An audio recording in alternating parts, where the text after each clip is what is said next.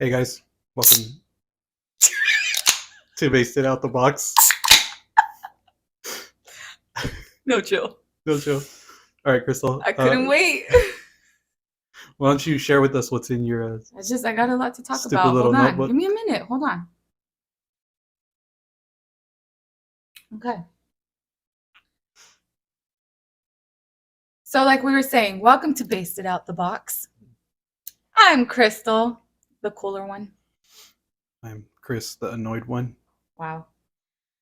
This is officially episode 1. It is. Woo! How does it feel? Like episode 1. I got all my notes ready. I'm so fully geeked out right now.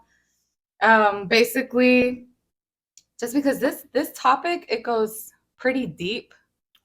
I was spiraling into like an endless abyss. Where are you?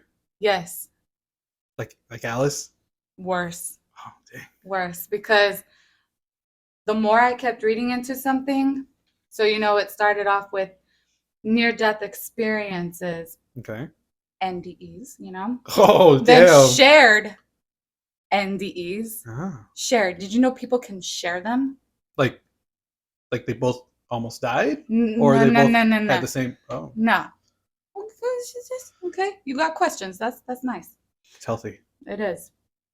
So, it started off with that, and then there was also then it went into afterlife, which Okay. I couldn't even finish explore. Well, I mean, I don't think I could ever finish exploring any of these, but it definitely made me take a step back and start thinking about where I stand. And there was a few names that I'm gonna throw in there later on that I'll reference because they're the ones that I feel like I could relate to the most when it came to all this. So that's pretty much me where I'm at right now. I got all my notes ready. What do you got?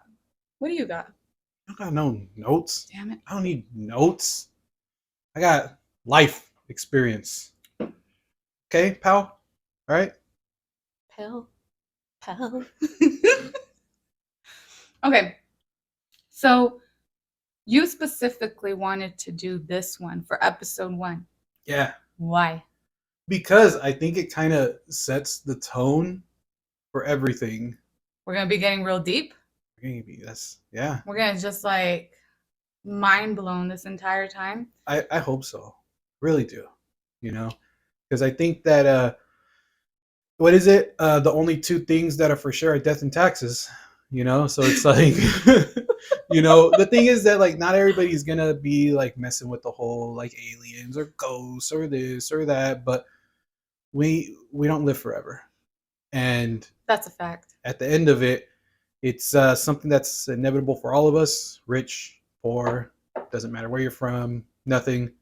Grim Reaper comes for us all the same. And as I was going through all of this, I couldn't help but think to myself, okay, so how they're talking about evolution, right? Okay. At what point did we start thinking about, is there more after this? Always.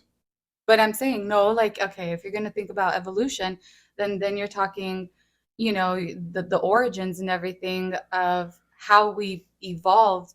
We didn't, from what I was, going down in the rabbit hole, we didn't always think this way. We're never this really I think that as long as we've had, as long as we're self-aware and we have consciousness and things like that, we can understand the concept of death. I think that concept of death just creates a fear because you can't answer the question. So it comes down to if you're self-aware, if you don't understand something, then you just develop a fear, and then you develop a coping mechanism, which is afterlife, which is a lot of structured religions to an extent. A lot of that is just really used to answer that question, because ultimately we're not going to know until it's our time. So just jumping right into it then, what are your thoughts when you think about life? For starters, when you think about life, everybody's always asking, what's the meaning of life? obviously it's for each of us to really make our own perception on that. With you, what is your own thoughts on that? Your own opinion on what is life? Why are we here? Oh, you couldn't have asked the more difficult damn question. Nah, I'm gonna get into it. Hey, you wanted to start with this topic. This whole damn topic is a difficult ass topic. What's the meaning of life? No, for you. It's to each his own. To each his own. Yeah. I think that there is no like answer of, you know, what is the meaning of life. Like everybody's meaning of life is different. You know, I think for you. I think me, honestly, I really just take things day by day, you know? And it's not until I kind of like stop and my brain just gets thinking that I start contemplating my own mortality. Mm-hmm. And then that kind of freaks me out. Right, and then I'm like, damn, like, what have I done with my life? Like, what do I have to show for it? So, I mean, I can't really say what the meaning of life is because I'm still chasing that. I still don't understand it. Apparently, there were some studies that they did, and they're saying that they came to the conclusion, apparently, once you're at about your 20s, you know, that's when you really start contemplating life and everything, and you're afraid of, you know, your own mortality. But once you start getting into like your 30s, you know, kind of about where we are right now, you're just like, you just kind of start accepting it. That apparently, like in your 30s and on, is you start realizing, like, all right, I'm not immortal. Like, this is inevitable. This is going to happen to me. And you just kind of more so start accepting it. But you also start kind of making little life changes and stuff. You know what I read the other day that blew my mind? What? Because I've always kind of thought about this, but I didn't really click for me until I saw somebody else make the same statement. Was everybody thinks that your midlife crisis is like when you're like, you know, your 40s or like a little bit older or whatever, when it's like the average lifespan is not like, for some reason. Let's bring that back. Whenever we think of a lifespan, we think of like, for some reason, if you ask anybody, anytime people think of a lifespan, they think of like 90 or 100 years. Yeah, so they're like, not oh, many look people at that. See that. Look at that 50-year-old in the Ferrari. He's in his midlife crisis. Yes. It's like, actually, no. Actually, no. He can now afford it, though. Technically, you know? When you're in your 30s, that's your midlife crisis. Yeah, so that's what I'm saying. Yeah. I mean, for me personally, I still, to this day, get anxiety when I think about my immortality, but it's never, ever your immortality or your lack thereof. Shut up. My lack thereof. And hey, who knows? Maybe I am immortal. Yeah, okay. I'm not saying like my physical form. I'm gonna live forever. You know, I had this idea for. I'm gonna finish my thought in a minute. Then I guess you guys. No, because you just made me think about something because you said like you're immortal. Go ahead. So you go first. I had one of the best ideas for like a comic book when I was just gone, right? And I was like, man, imagine a comic book. Today, when? Imagine a comic book where the superhero is immortal, but not in a sense that like he still gets fucking sick. He still has all kinds of issues. Like he's just immortal, and people expect him to be like some superhero. And he's like, nah, bro. Like I ain't trying to get hurt. Yeah. You know, he's still just feel. Yeah, he's just like a regular dude, but you know, he just lives forever, and he's just like, damn, like this sucks. You know, kind of like a vampire. Yeah, but like. With none of the perks, you know, he's just like, damn, like I got the flu and I live forever. Like this is the worst possible situation, you know, because I feel like I always like look at it like, damn, like imagine being immortal and just like that would, yeah. But go on. Would suck. This is the most random thought ever. Go on. Now you were talking about your immortality. Go on. Makes a bunch of kids too. Got to take care of all of them. Child support forever. Everyone. Imagine just never-ending child support. If I were him, I'd fake my death. Imagine, for sure. Imagine dealing with the DMV your entire life. Anywho, nah. So what I was trying to say, I'm surprised I didn't forget my train of thought. You're getting better. Because it's me. Anywho, when I think about, you know, my expiration date and everything, and also the fact that it's just an idea, like, oh, you know, this is my life expectancy, but if you really think about it, I don't know when it's going to happen. It could happen right now, tomorrow, whatever, right? Mm-hmm. But I start getting anxiety. And it's never ever because I'm thinking about like, oh, will it hurt? Because you think about I everybody else. exactly, Mm-hmm. exactly. It's just like You're gone. It they're doesn't gonna matter to you they're gonna anymore. be, yeah, they're gonna miss me, like they're gonna Mm-hmm. be crying, they're gonna mourn me, like, I hope they know that I just want them to, yes, remember me, but to still be happy Yeah. and not be, not let their soul get crushed over this. But that's what I get the anxiety over. It's never because of me, my own personal selfish reasons like that.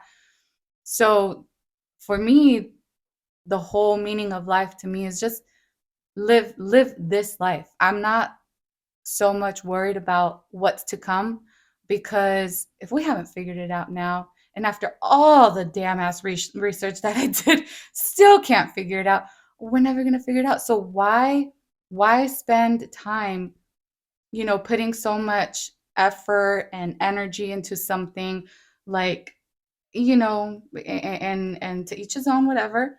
But I hate the fact that people spend so much time focused on what is to come, that they're trying to, in a sense, live this life or not so much care about this life, because it's like, well, my real life is going to start after this one. Like, do you even know?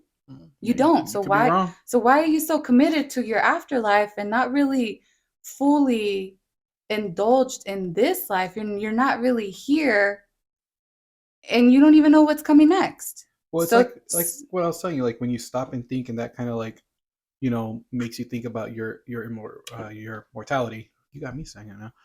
Is that it's like contagious. I I want to say that it's like those are those moments that you forget to just live life. Like you're not just like Mm-hmm. living for you're not getting lost in the moment and stuff like that. Like I it's dangerous when I'm just like sitting there still and able to just think, Mm-hmm. in those moments, like you're like, damn, like, you can't sleep. You're just sitting there and you're just stewing. But it's like, Yeah. those are those moments where you got to like remember that, it's like every day's a new day. And like, you just have to just keep living. Like there's no other way around it. Like Yeah. just. Yeah. So I mean, I guess my point is I'm officially in my midlife crisis. I'll go ahead and speak for you on that too. You're in your midlife crisis. Mhm. As a man, we're not expected to live that long. So, yeah.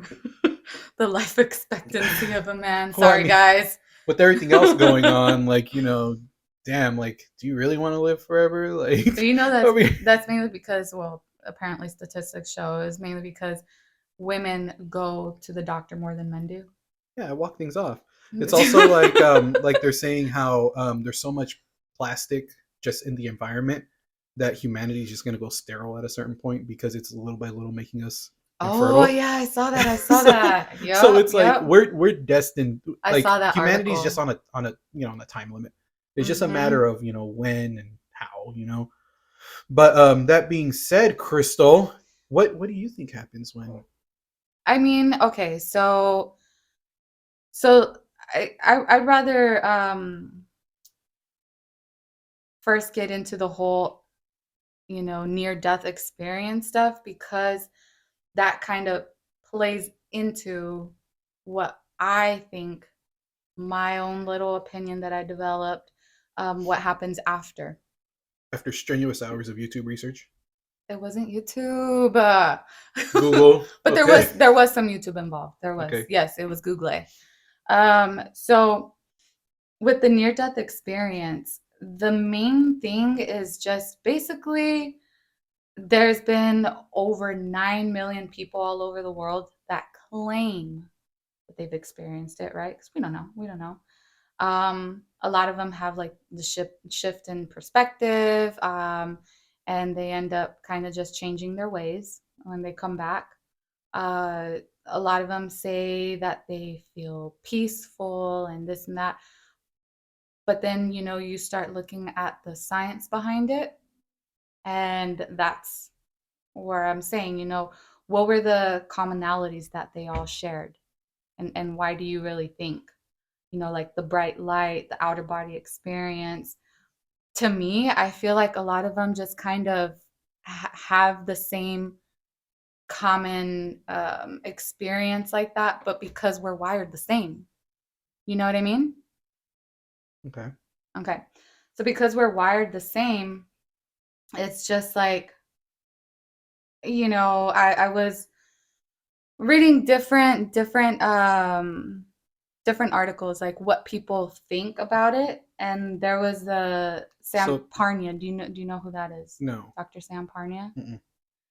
Okay, so basically to him, he believes that the cells don't die when your body dies, and that it can last up to about 10 hours, your body. So a person So you're essentially just could watching yourself just go. You're like, oh, my cells. Yeah, so he's more along the lines of like, you're clinically dead when your heart stops beating, but people can still be brought back to life. They have the resuscitation Yeah, techniques and DNRs and all stuff. that. Yeah. Yeah. Yeah. So we're getting into now what happens to the consciousness after the body dies. You know what I mean? So when you're saying share, or when you're saying like the near death experience thing and the whole like scientific thing and us being wired the same, do you think that because our nervous system and like everything is all made the same, that when it shuts down it has the same impulse, kind of like having a seizure or something? Now you get it. Okay. They were talking, actually, they did studies on people that faint and people that have seizures, Okay. right? So, according to my notes here, and this is one that I'm more in that I can agree more with. Okay. He's more along what I think, my thoughts and opinions with it. So, Kevin Nelson, Okay. he they did an experiment, right, with 13,000 people, A lot of people. and about 6% of those had outer body experiences Hmm. from fainting. From fainting. Yeah. Huh. Yeah. Epilepsy How'd they and make them faint? fainting goat. No, No, they because I'm saying like if 6% of the people had a similar experience, how'd they make them faint? Were they using the same chemical on all of them? Were they just hitting them? they were doing fainting trials. So apparently they're like, hey, have you ever seen those, like, They just well, back in the chloroform them day they would all? have the infomercials and stuff, like, be part of the clinical study, blah blah Yeah. blah. So apparently, I'm guessing people signed up for these trials, like, But you hey, see I how I faint, let me go to this clinical trial and have them see if I have an outer body experience. oh, so they're just That'd be waiting for him. They're cool. like, all right, That'd be cool. he's gonna faint. He's gonna faint. No, they attach them all and everything. They got all that stuff going on. But with the bright lights, and how they say they will always say that they see bright lights in the near death experience. Okay. So what Kevin Nelson was explaining is it happens when someone is transitioning from wakefulness to To REM. REM. REM Yeah. sleep, Yeah. right? Like that deep sleep. So, like, they call it That's the when you're dreaming, right? borderland of consciousness. That's when you're dreaming, Yeah. right? Yeah. Okay. Yeah, rapid eye movement. Um, an NDE, near death experience, can cause the Oh, brain oh, to smart. malfunction. Huh. This is what Nelson feels like. It can cause the brain to malfunction, and it just causes like different states of consciousness to just bleed together, and the perception of reality is just being merged into multiple levels of consciousness. So it's just Right? your brain hiccuping. It's essentially, yeah. Yeah. That's a trip. Yeah. So that he calls it the REM intrusion theory. It's an Huh. actual thing.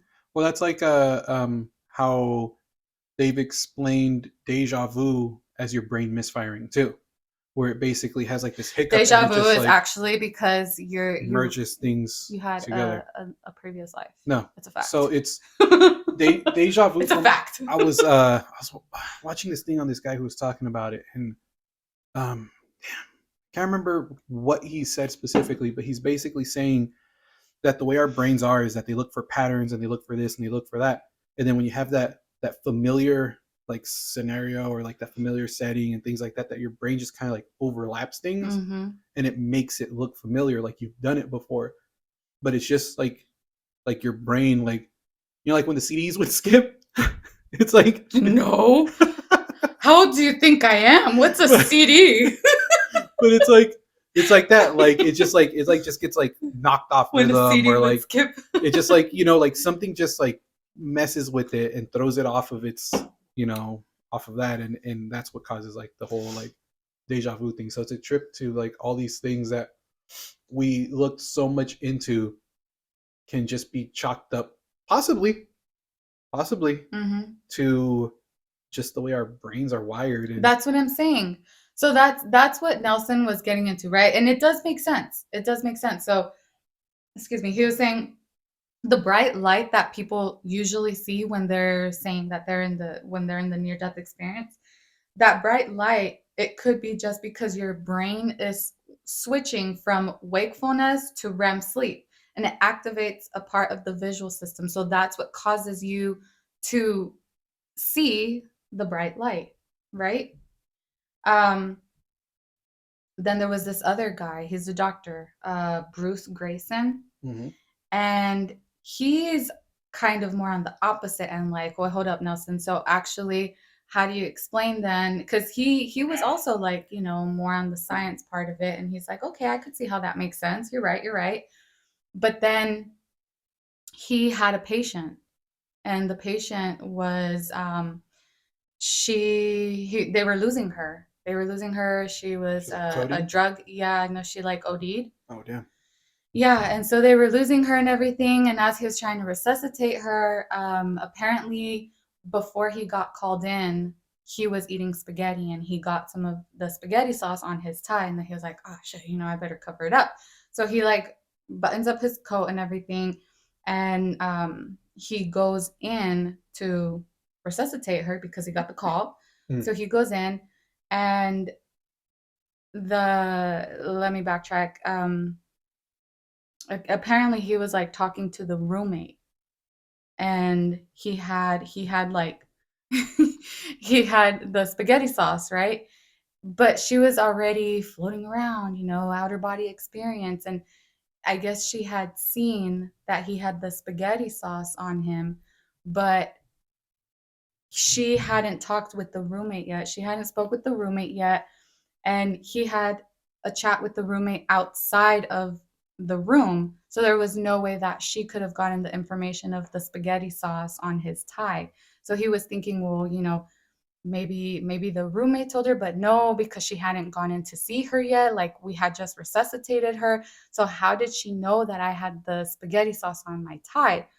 Unless she saw it while she was coding, you know, while she was in her near-death experience moment, floating around. He's like, there was no other way. So because he can't find an explanation for how she knew about the spaghetti sauce on his tie, that's all it took, literally.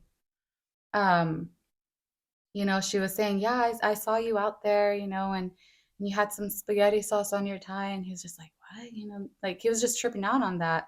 So, but because that happened to him, now he's trying to find a different, more plausible answer to it. So this whole near death experience stuff, basically, bottom line, there is no explanation. No. They can't explain it. Nobody can explain it. No. And then they have now shared near death experiences.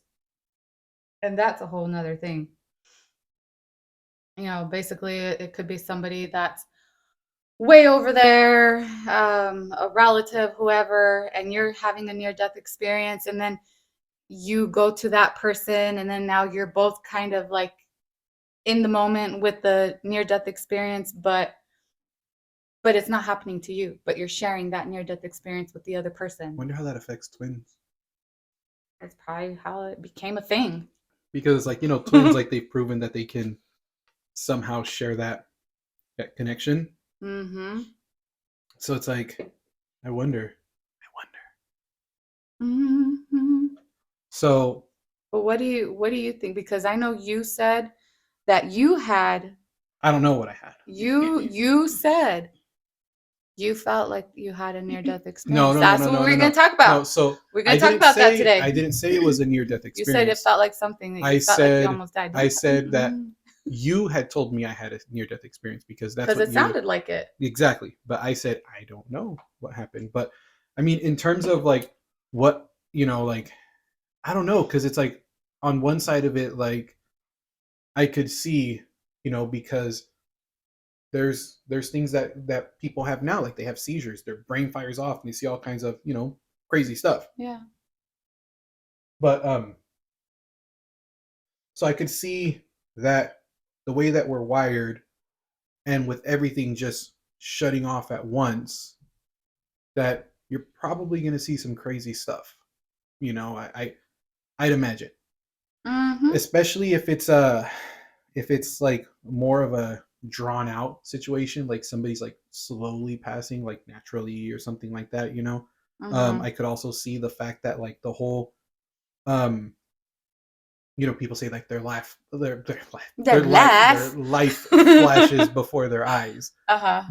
and like people calling out for their loved ones and things like that. Like I could see that being a thing because it's like how many times have you seen like when people are like in extreme fear, or like when their body just like it reacts, like their brain reacts to just like a tremendous amount of stress or something like that.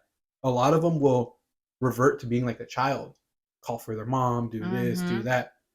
So I think it's the way, that could be something to do with the way that we're wired, but also the inquisitive side of me always wants to believe that there's more to everything. Mm-hmm.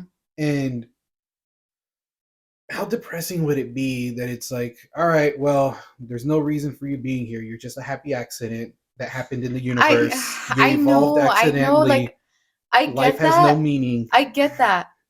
And You're not yeah, of course, special. of course. No, of course. We want to feel like, there's something more, like the world revolves around us, It's a right? natural Like, thing. yeah.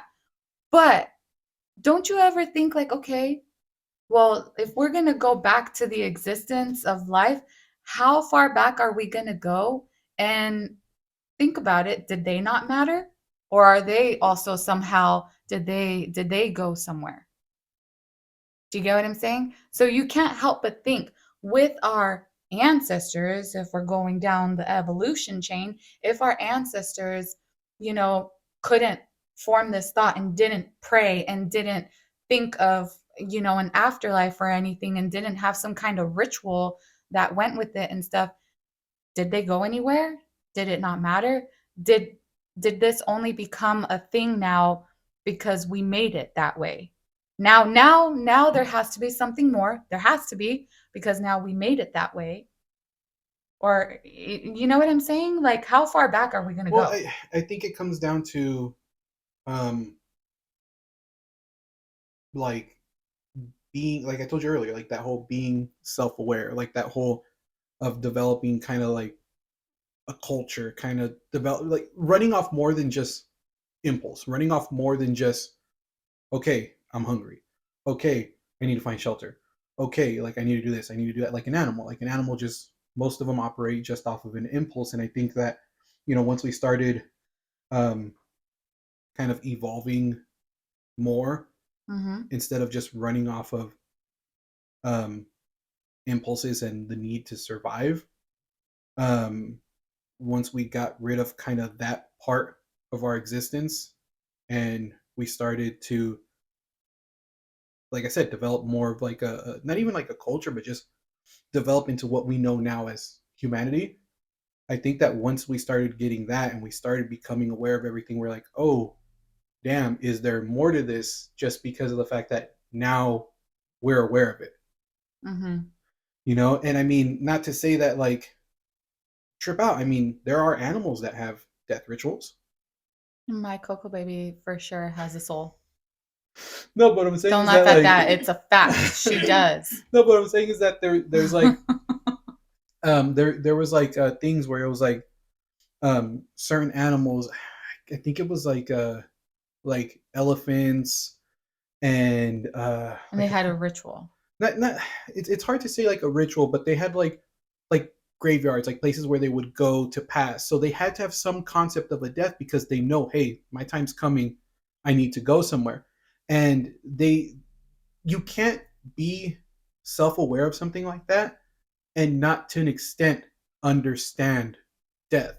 So just because we can't understand an animal doesn't mean that they might not, that they don't have their own set of beliefs and things like that. Like, who But that's knows? what I'm saying. That's what I'm saying. Like, obviously, animals don't communicate the way we do. That's why we're at the top of the food chain, not because we're, more athletically built or whatever. We're not the First of all, we're not strongest. more athletically That's what built. A I'm monkey saying. would destroy us in That's what I'm anything. saying. It's not because we're the strongest species. We've just mentally evolved much more than they have. And why is it, and again, going back to science and this and that, and that's why I'm such a big skeptic, because I'm neither here or there. I just keep asking all these questions. Why is it, if evolution is a thing, I know they're saying that we're still evolving, but physically we're not. If anything, we're de-evolving. Like, That's a form of evolution. okay, whatever. I'm just saying.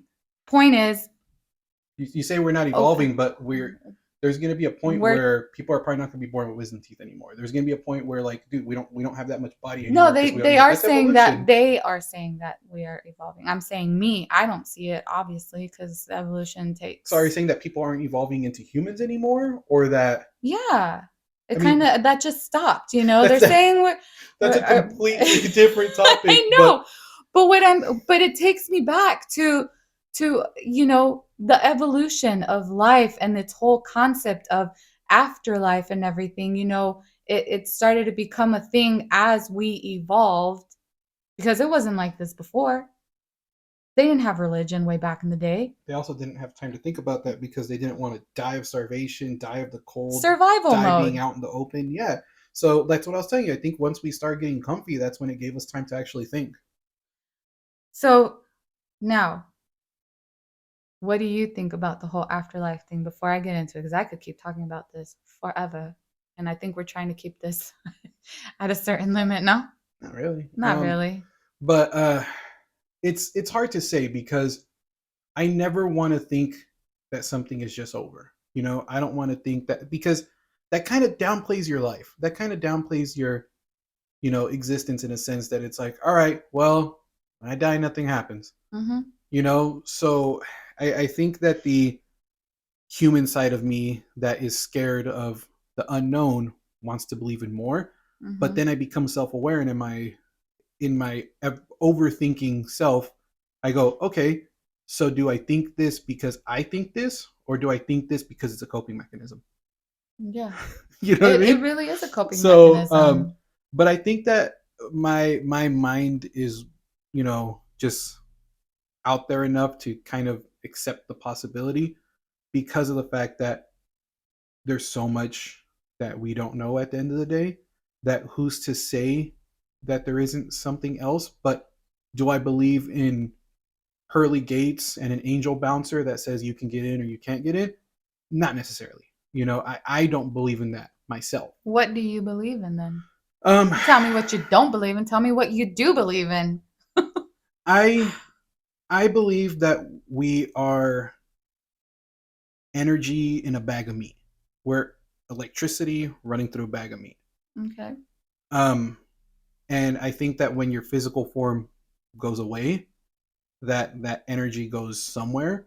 So do I believe in like a straight up like afterlife or anything like that? Not really. But I think that, who knows, like maybe there is something else, because it's just like your consciousness, your like your essence, like your soul, like this and that, like however you want to put it. I just use the broad term of like energy, just because like No, I know. you know and I think that has to go somewhere.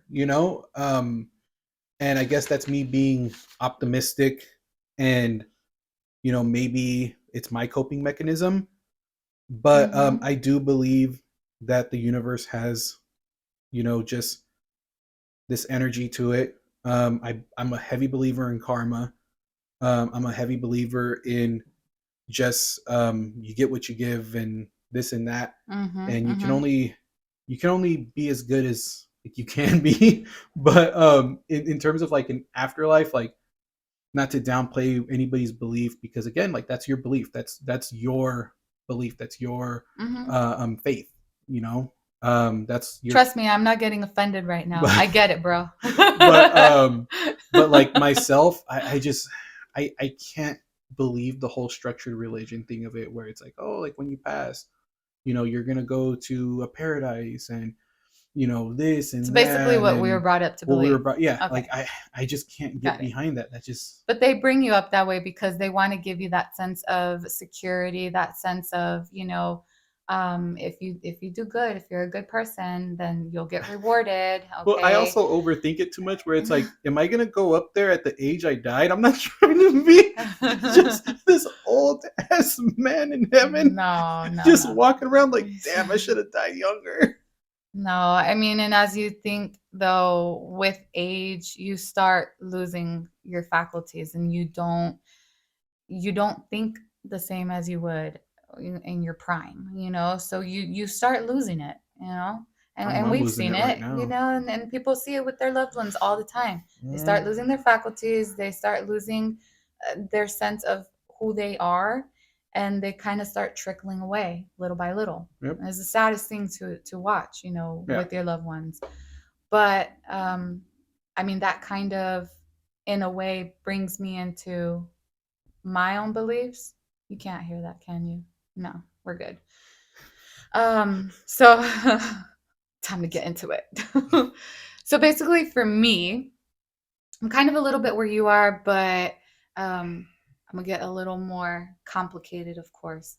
So Wouldn't be basically, you without it. and exactly, when they think about the consciousness, how, at what point do we start developing a sense of consciousness? Mm-hmm. They don't know when, how, where it's manifested within us.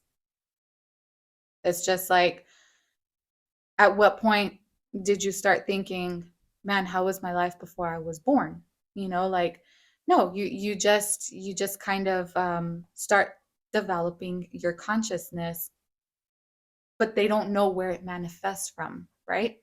So my whole thought on this is, the consciousness is basically recycled, right? So when a person dies, when they Okay. pass, when they move on, Okay.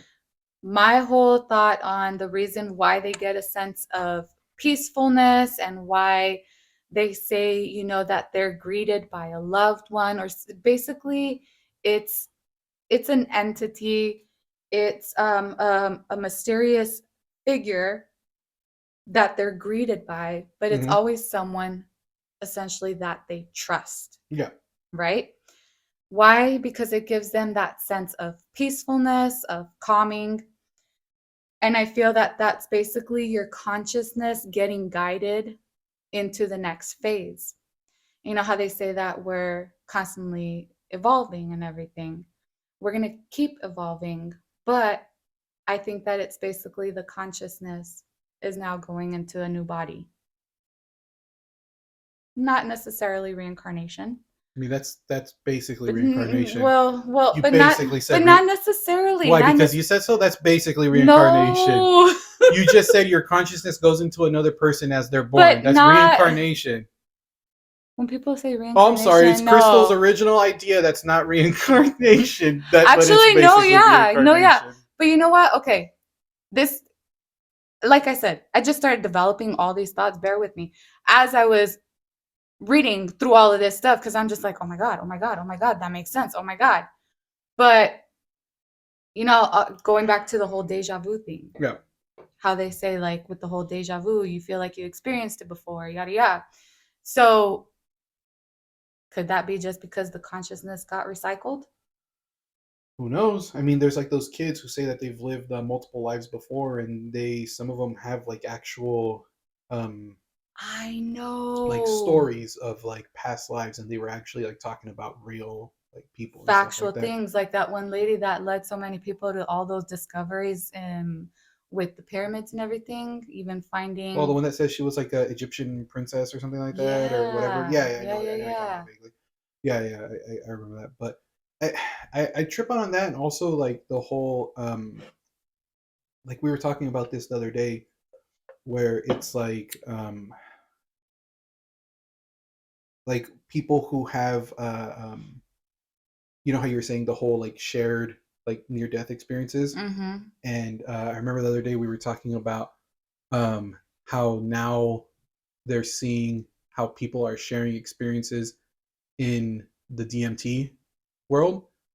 Bro, that's a whole And nother one. That's a no, whole. no, no, no. So bear with me here. That is so So complex. what I'm tripping out on is that you're saying that people have like these near death experiences, and some of them can have the same near Yeah, death the shared. experience. Yeah. So this is why I was telling you about the, like I believe in energy and how we're all connected through some sort of energy and this and that, because it's like you're saying about the shared near death experience, and now they're starting to say that people are seeing similar things when they're in this alternate state of mind because they're under this hallucinogenic drug, and they're seeing the same things there.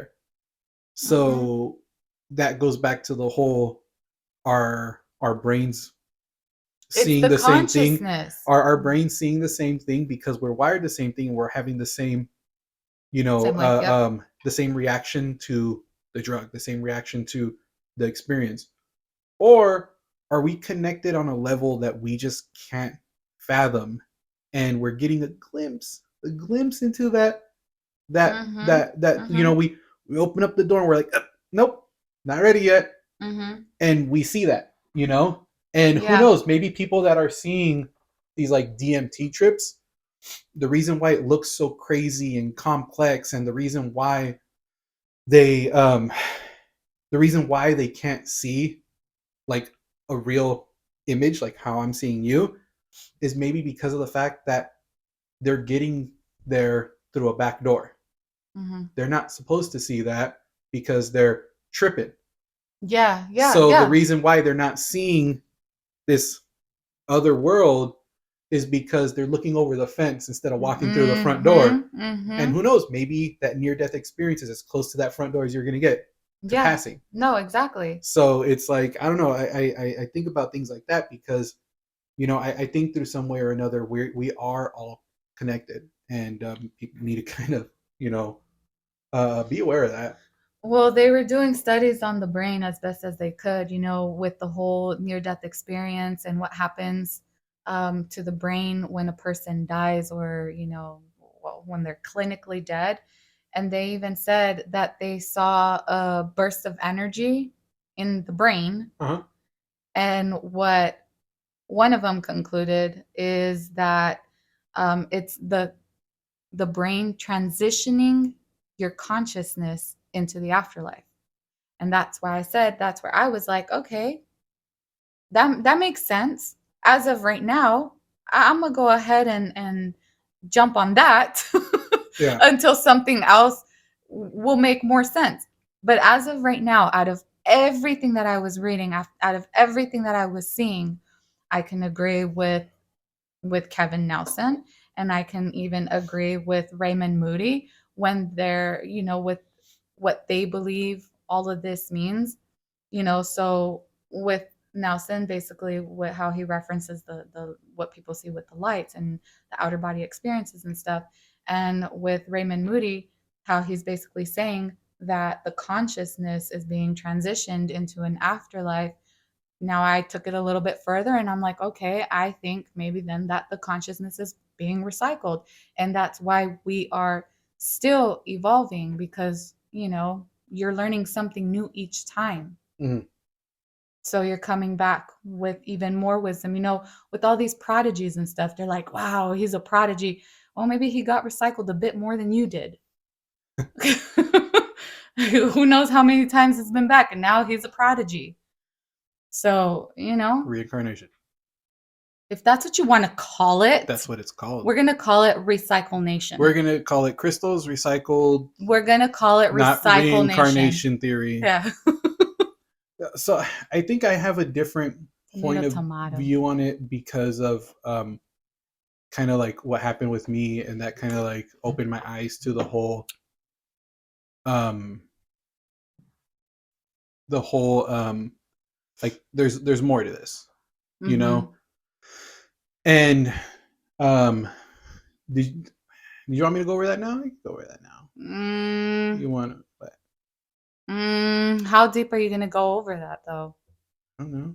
How deep? You tell me. How deep? Give me Well, I mean, give me a little taste. I could just give a breakdown, and we can see what people's idea is on it, because you think I had a near death experience, but there's no way I had one because I was nowhere near death. You don't. Why? Just because the doctors weren't around to say, "Hey, you almost died." Like, no, you felt like you were about to die. No, I didn't feel like I was gonna really? die. No, I was just having an anxiety attack. While I was passed out. I wasn't passed out. Well, what do you think happened then? Okay, I don't know. Tell me what happened though. Okay, so tell me what happened. Flashback to a couple years ago. Went to the casino with one of my boys, and we headed out later than we hoped for. And we got there, and we were just kind of tired, you know, work and stuff like that. And we ended up leaving later than we hoped, and we got there later. So we were hanging out. We had like a beer or two, ate some food, but we were just like, like not feeling it, you know. We weren't feeling the urge to do much of anything. So I go to you know, so we're like, you know what, like we're both feeling the same way. We're both like, yo, like we're done. Like let's just go up. Like let's just tomorrow's a new day. Let's just go to bed. Like, you know, like let's stop trying to just have fun. So, I'm saying. Party's over. Yeah, so we end. We went, we got ready for bed, whatever, and I was nowhere near drunk. I didn't do anything else. Like I didn't do anything recreational. You were okay. Like nothing. Now I'm having a hard time believing that. No. Like I just wasn't feeling it. You know, I was tired from work and everything like that. Like not a sip. No, I said we had 2 beers, but like we were just like done. Like we were just like like it was one of those where like you're kind of like babysitting the beer. Okay. Yeah. And you're just like like whatever. Okay. So we were just tired and we're over it. So we're like, you know what, whatever, let's call it a day. You know? So we call it a day, and I was tired as hell, so we're like, you know, whatever. So we go to bed, and I remember waking up in the middle of the night. I don't even remember what time it was. And I'm having an anxiety attack. Like full blown tunnel vision, everything. You know, was that and that wasn't your first though? No. I've had anxiety attacks before. So, but that's this why I knew like what it was. The anxiety attack. So I was having an anxiety attack, and I was like, then I started thinking about my own mortality, which gave me more of an anxiety attack. And I was like, oh man, like this is the worst possible thing, you know? Yeah. So I'm just going through it, and I'm like, oh man, like just contemplating my life. And next thing I know, I'm dreaming. Right? There was no like, I've had an anxiety attack before. Many. I've had many anxiety attacks before. You can't just having like a little heart attack or something. Nah, like I was having an anxiety attack. I know what an anxiety attack feels like, and you can't just go to sleep when you're having an anxiety attack. So your heart's body was racing. Like, hey, you're having cold sweats. You need to stop. I'm gonna knock you out right now. So, next thing I know, I'm dreaming, and I'm having this like wacky dream, and at a certain point while I'm dreaming, I become self-aware. Lucid dream. Right? You ever had a lucid dream? A lot, yeah. So I become self-aware. I have a lucid dream, and I'm like, oh man, like this is I'm not awake. Like this isn't. Yeah. I'm dreaming. This isn't real. Yeah. And as I make that realization, my dream just pauses. Okay. My dream just pauses. Yeah. And I hear somebody go, "How did you know you were dreaming?" And I was like, "Well, obviously." I'm dreaming. Like, look at what's going on around me, you know? None of this makes Like, sense, you know? What do you mean? How do you know? He's like, you're not supposed to know it doesn't make sense. When you dream, everything goes. And so they're like, oh, you know, like, and again, like, in my whatever state of mind I was in this moment, I knew that I could see this person or whatever, and I could hear them, but when I woke up, I couldn't recall. Still can't. Anyways, so they're like, yo, like, all right, come with me. And I was like, all right, whatever. So I follow this person thing, whatever. I follow him, and we're walking through my dream. This is a long dream. Yeah. I don't have dreams this long. No. And I normally don't remember them after a couple hours, let alone days, months, years, you know? Yeah. So I'm following this, you know, entity thing. And they take me to this like crazy looking tree. And have you ever seen the picture of like the tree of life? How it's like this gnarled, like crazy looking old tree. You know what I'm talking about? Yeah. It's always really big. Yeah. It's just a big tree. And it's just kind of weird, like scary looking. So he's like, all right, let's go. And I'm like, what? Like, climb that, go to the tree? And he's like, yeah. So we're climbing. And I'm like, damn, like this is hard, you know? Like I'm climbing this tree. Again, long, detailed dream. That's why I'm tripping. It's very specific. You're like, I know I'm dreaming, details. But why am I exhausting myself in my dream? So on purpose. I'm aware. We get to the not even to the top, but we get to like a certain part of this tree, and there's like a big door, like big rounded door, you know? Okay. And they're like, all right, well, follow me. And we go through this like door, but when we go on the other side, it's no longer looking like reality how we see it here. Like I'm seeing you and this and that. I go into this different type of reality, and what I remember is, so when I think about it, I get a familiarity. Got it. That's how we say it. Of like being in like, I don't know why, but when I think back to it, I feel like I was like in a garden, or I feel like I'm in like some sort of open like space like that. But again, I feel like when I was in this whatever state of mind, I could see what I was in. Do you think you were peeking over the fence? I don't know. So trip out. So when I'm in there, I remember very vivid colors, which doesn't sound like a big deal, but I'm colorblind. And that doesn't mean, for those people who don't know what colorblind mean, it doesn't mean he doesn't see any color. He's not black and white colorblind. No. He just doesn't see certain colors. I don't see the full spectrum. I see a very limited spectrum, but I remember seeing. The difference. But what I trip out on is the fact that I'm colorblind, so a lot of those colors were just indescribable. So that's what I'm saying, is that I can't describe to you the color because I don't know. So it was probably a purple, but you're like, is that So I remember like these like crazy vivid colors, like electric blues and this and that, and it's like just like these like beams of light and like, you know, flashes and this and that, like just craziness, right? And so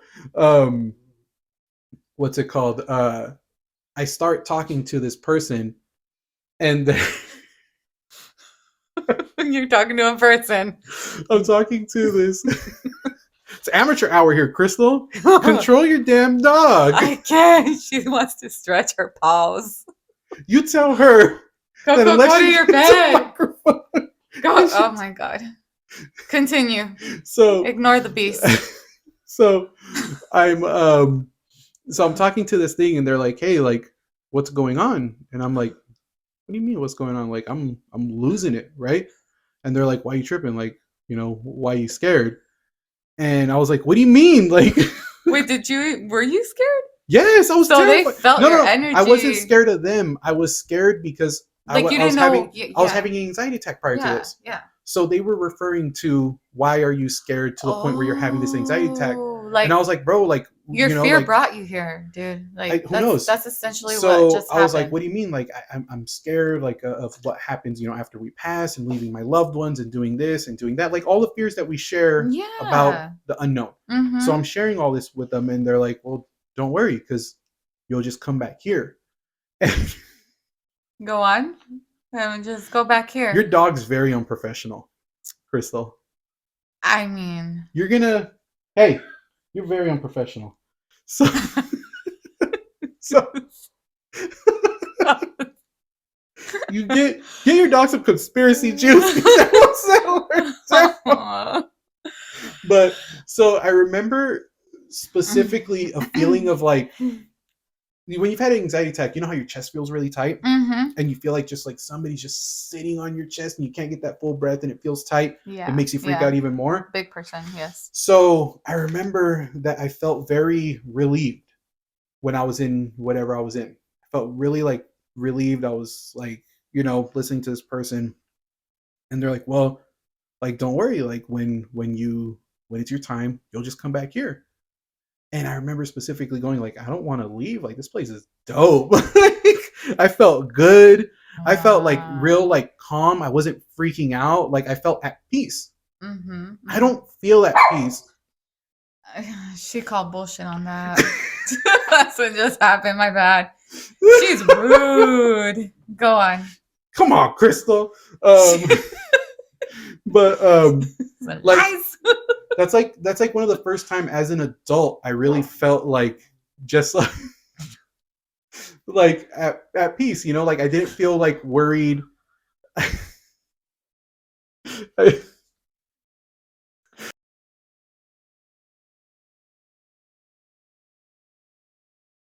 Back from our technical difficulties. It wasn't technical. Coco's no longer part of our team. We have let her go. Outside for a run. She'll come back. We'll move on to bigger and better things. And hopefully she'll never leave me. Podcast. Anywho, have you composed yourself yet? Yeah. Well, I'm sorry that your dog is unprofessional. You were saying. I thought I was working with professionals here.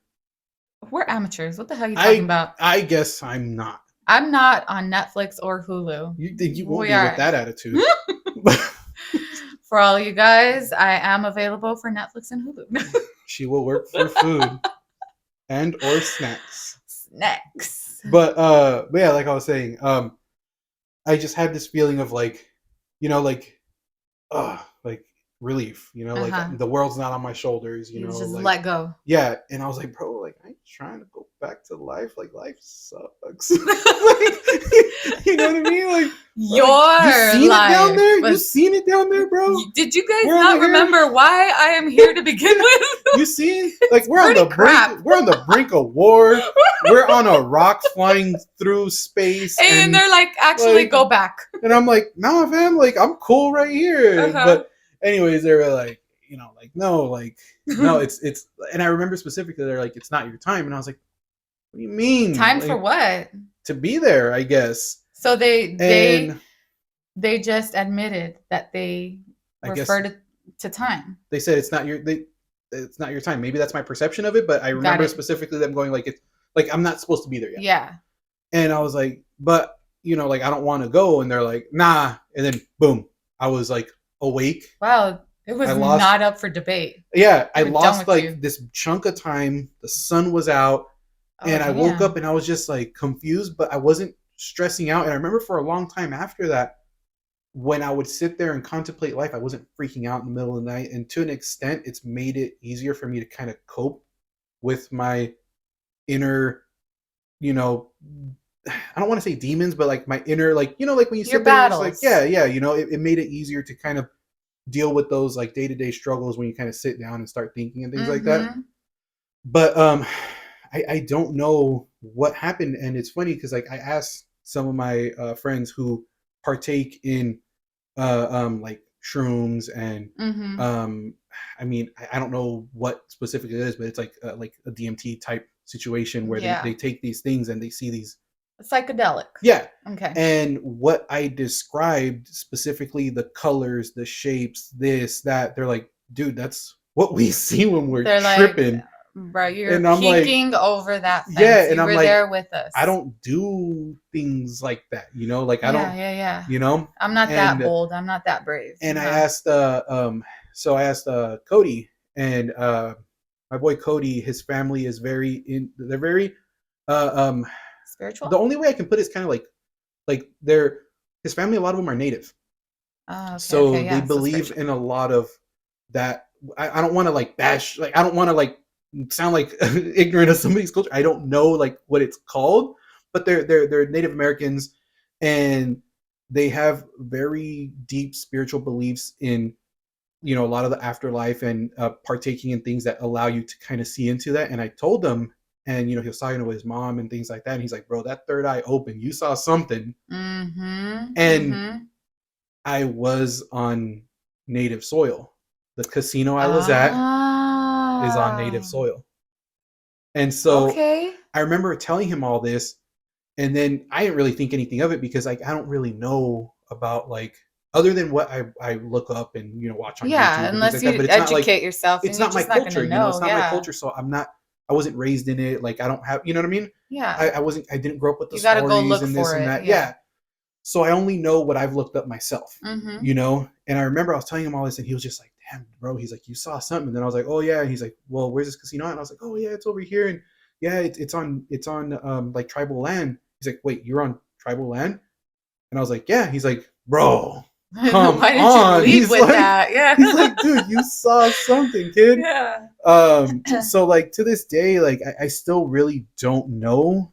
And you know, I he But it taught stuck with you. it stuck with me, And you do you know. feel like it changed you in a sense? Yeah, yeah, I do. And How do you think after that moment, like how would you say you changed in any kind of way? Like what did you do differently or think differently? Like how did it change you? so I've always believed, like I told you before, I've always believed in like karma and things like that. Mm-hmm. But I think that's just kind of like my own like idea of like justice. Like you get what you get. You know what I mean? Mm-hmm. The But scale balance. yeah, Yeah.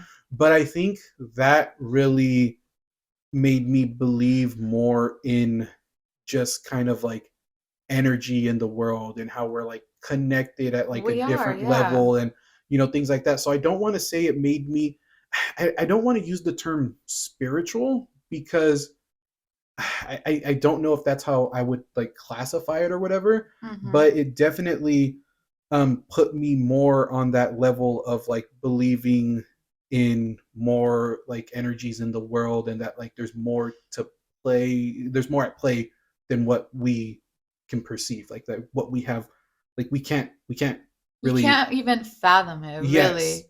You know, there's been so many times, not gonna lie, that I'm like, damn, I wish I had it in me to actually dabble in that because of course you're curious. Oh, I'm gonna do it. And there's even case studies where they're using shrooms Well, no, to cure, you know. so there's a guy who just Hmm. got approved, and I can't remember his name, but there's a dude who basically he was messing around with microdosing shrooms to help with PTSD. I guess the guy was like Hmm. in the Marines or the Navy or something like that, but he was using microdosing shrooms to help with his PTSD and his anxiety and this and that, Yeah, and it worked.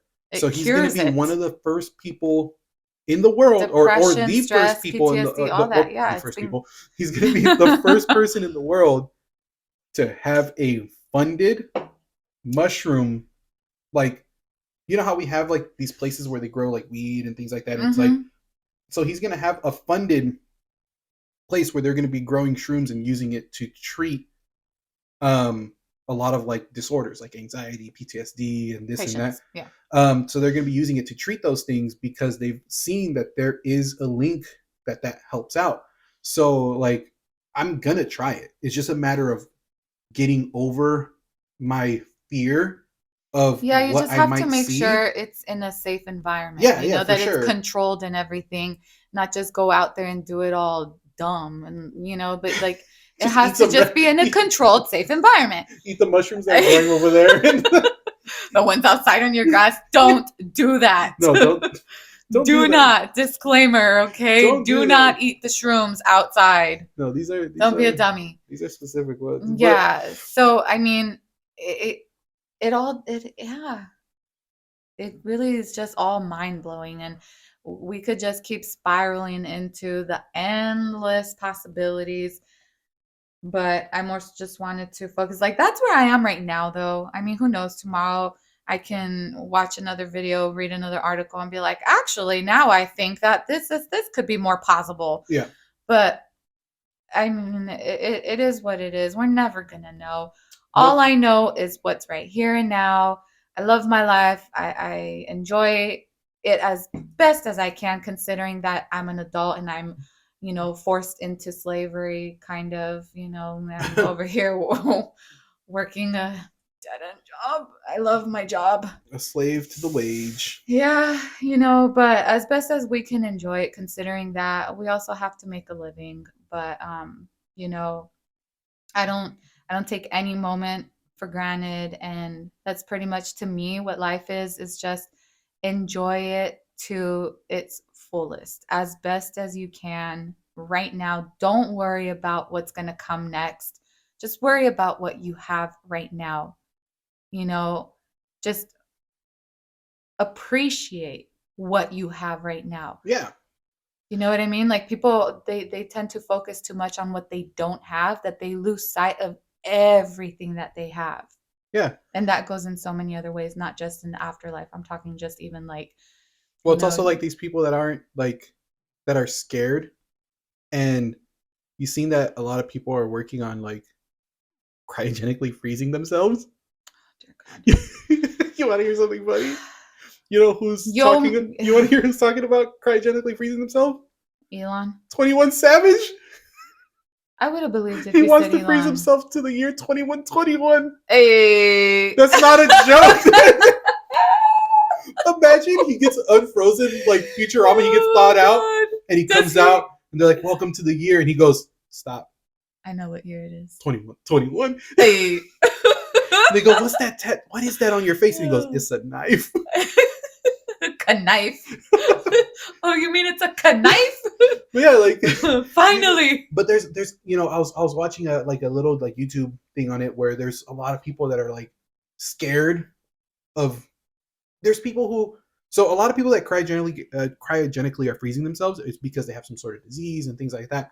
Yeah, but there's also people that are just like rich and scared to die, and they're freezing themselves because they think that eventually we're going to be immortal. And I'm like, even if that was a possibility, like as scared as I am of the but how highly do you got to think of yourself and your existence that you should exist forever? Yes, my life is going to matter forever. I'm going to be relevant forever and always. Yeah. You will need me forever and always. Like, you're so full of yourself. Get over it. Imagine they thaw themselves out and it's just an apocalypse and they're like, why'd you choose to come out here, bro? Like, you should have stayed back then. All those movies, there's some truth in there. Yeah, okay? It's like Terminator, like everything's just an apocalypse. The robots took over. The droids, they're coming. Humans they set me up for failure all the time on my Google Maps. I'm gonna tell you. Elon Musk comes out of the tank and he's like, "All right, guys, time to see what this world is and conquer it." And they're like, "Nah, you're now a human slave to robots." How he would like it? The irony. He would like it. He'd be like, "Yes, dreams do come true." I knew this would happen. They don't even want him. They're like, "Oh," but yeah. I mean, I think this is a heavy one. I can't believe you wanted to start it this deep, like, because I think that like once you can talk about something like that you really just wanted to break the ice all the way on this one, no? Yeah. I why not? You were like, why not just jump into the deep end? You went full throttle. Yeah, and there's so much to it. Clearly. When you get down, to kind of like thinking about all that, and like we were talking the other day where we were saying how we're always talking the other day,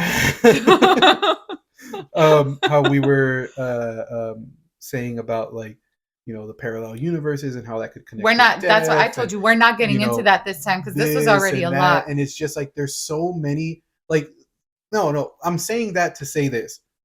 Got it.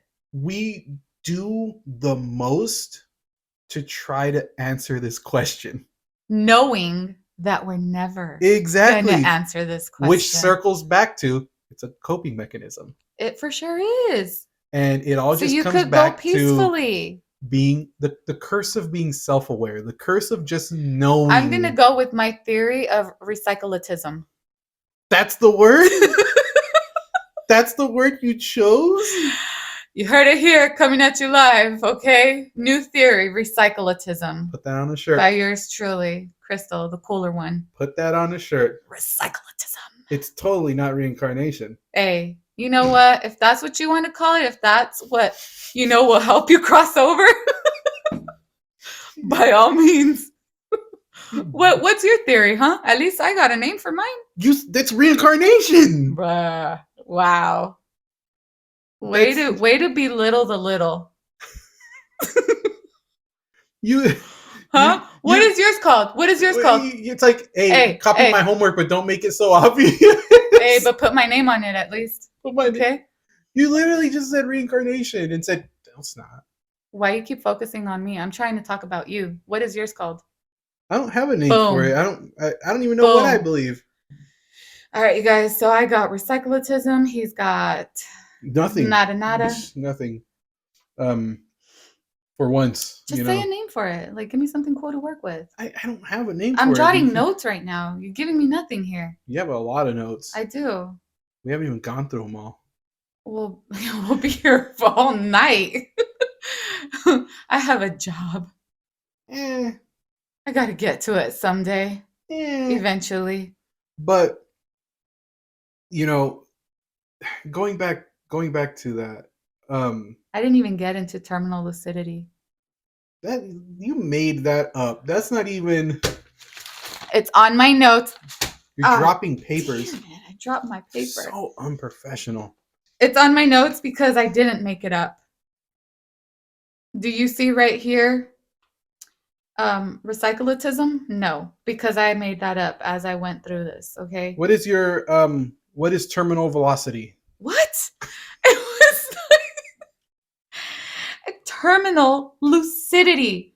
Basically, it's someone who is in some way, shape, or form dying, or like, they're dying, and then they come out of it. Let's say they're like in a coma, or they're having a NDE type of thing. They come out of it, right? Mm-hmm. And then they seem perfectly fine. It's like, this person is almost going to die. And then they're just like, oh, hey, what's up, you guys? So we're going to go get some tacos or what? What's going on? Is it the year 2121? Yeah? Yeah, it's 2121. Let's go. What's up?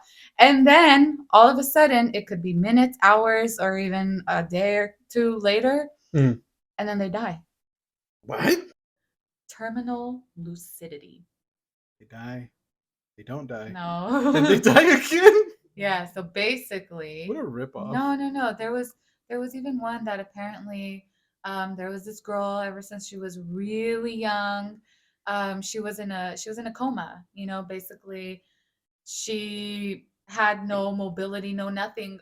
Not a single word had ever come out of her mouth.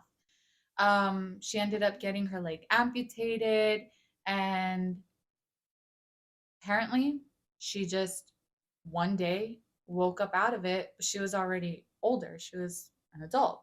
Damn, that would her entire suck. life, her being in a coma state, right?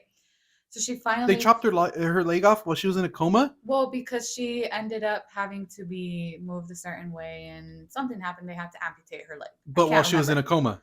Yeah. They didn't even have to put her to sleep. That was me. Anywho, so waking up and there's less of you? No, that's just it. She had never been there. Oh, so she was never like for years and years. So she was just like a vegetable. She had never said a single word.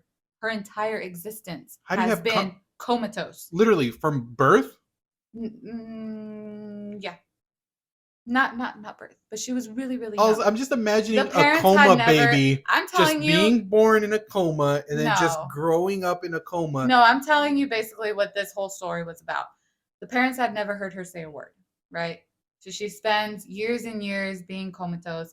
The doctors and nurses, whatever, they ended up putting her in a certain position that caused them to have to amputate half of her leg. And she woke up out of it. And she looked over at the parents and tells the dad, like, you know, how was your Where's day? my leg? Yada, yada. No. That she was super happy, that she was just in such a cheerful mood. What? Yeah, and everybody was just, I'm tripping on the fact that she woke up from this forever long coma and just was able to talk. So It's who like, knows? Who knows what her what's up, mind, Dad? where she was. She was obviously somewhere better than here. Is she woke up super happy and everything. She knew who they were. What? She knew who they were, and she was like, you know, asking them how their day was and everything. And apparently, she ended up just dying right after. Yeah. I really thought that this story. No, this went dark. This went dark. And I'm really trying to remember the details on it, but you painted this picture of this I remember family. from a while ago, like where I was just like, wait, gosh, what? She's been in a coma this whole time. No, you thought this was really looking up for her. You thought this was really gonna look up for her, and then it was like, nah, she died. She comes back. What's up, y'all? Yeah, she died. Like, y'all see my leg? She just needed a minute with them, you know? I guess. Oh man. I guess. And the doctors, scientists couldn't explain. Deep. They can't explain terminal lucidity. They can't explain it. They don't know how, you know, someone who is like on the verge of dying. I mean, are they ever not on the verge of dying if they still die? No, but I'm saying like how they come back so like alive. Like you would think, oh, they must be cured. Like, you know, there's nothing wrong with them anymore. Maybe it's just like a sudden just like hit of like a chemical in your brain. Your guess is as good as mine. Jolts you. Your guess is as good as mine. All I'm saying is terminal lucidity is a trip, just like everything else we've been talking about. They can't explain it. They don't know why this happens. It physically, clinically should not be able to happen. You know, physically their bodies should not be able to do that. And in some cases, their mind should not be able to have them do what they're doing. Yeah. They should not be able to even formulate thoughts like that and stuff, you know, and be over here like, hey, life is great, everything's good. Let's go out for a walk, you know, let's go do something. And then dead. It's like, that's where you were actually. Now that makes sense. You know, you walking around all alive, full of life and healthy, that didn't make sense. Do not part where you croaked over. Now that made sense. Collect $200. No, you don't collect $200. Anywho, yeah, if you look into that terminal lucidity, it's a trip. Just like near-death experience, afterlife. It's so messed up. Yeah, it's like, but at the same time, it's also not messed up because it's like they get a second chance. Exactly. How many people go like, oh, I wish I could have said bye. Yeah. And then these people don't know that they're getting a second chance to say bye. No, but who knows? Who knows? Maybe they do know that they're getting a second chance, but they don't want their loved ones. Yeah, they don't want their loved ones to catch on to it. So they're like, hey, if you let me go back and you let me be with them for another 10 minutes, maybe that's why the time ranges, you know, maybe the other one didn't negotiate it so well. You know, if you give me a day with my family, it's like a day, that other person only got 10 minutes, but okay, I guess. I see your day and I counter offer with 10 minutes. Yeah. Yeah. So, you know, who knows? Maybe they're bargaining something with some other thing, entity, whatever. And they're like, you know what? We're going to go ahead and grant that. All right. But under the condition that they don't know. You can't stress or worry them. You can't let them know what's actually going to come. Or no deal. Know, because we're not about that. No deal. We're all about peace, love, and harmony. Mm-hmm. You know?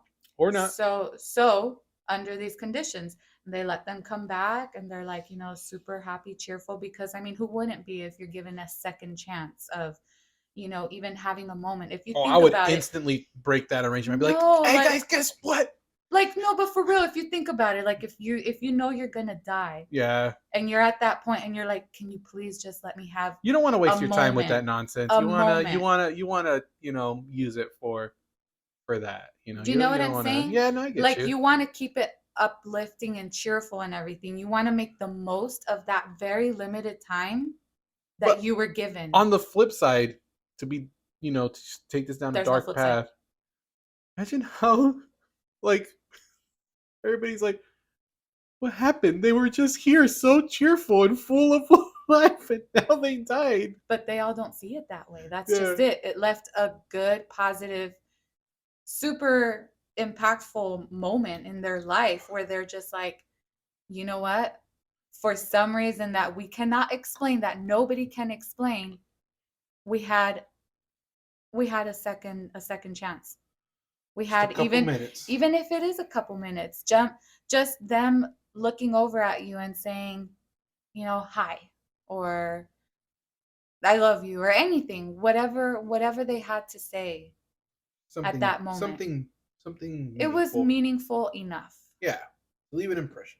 Exactly. I mean, I think that's awesome. at the end of the day, that's all we can ask for. You know? Because we don't all get that. At the end of the day, all we can ask for is just those few moments where you can just be thankful, live in the moment, appreciate things. And I think that's what it all comes down to, is just the fact that you can wrap your mind around answering a question that you're never going to be able to answer. You're never going to know what's going to happen, the ultimate question, ultimate answer. You're never going to know. And I think the worst thing that you can do is get so caught up in that.